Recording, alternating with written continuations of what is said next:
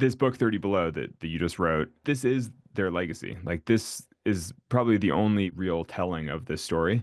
And so in some ways, like you have single-handedly saved this story. Did you feel any urgency to publish this while some of them were still alive, like before the story was completely forgotten? Oh my God, yes. We exist in a place where women often aren't allowed to be complicated. And particularly in 1970, God, women were not allowed to be complicated, right? And there Hmm. are specific roles that women were and still to some extent are allowed to play, right? You're allowed to be the lone heroine or the damsel in distress or the princess or the witch.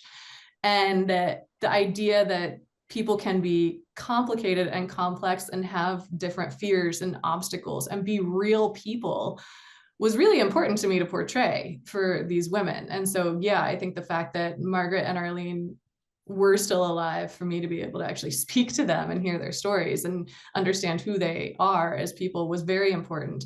And to have them be able to review it, right, for accuracy and perspective. And that's huge. But yeah, I definitely felt this responsibility to tell it well and tell it in a real way. I mean, I kind of hinted that towards the end that some of these women by the end they're not likable necessarily. Nobody's a clear hero.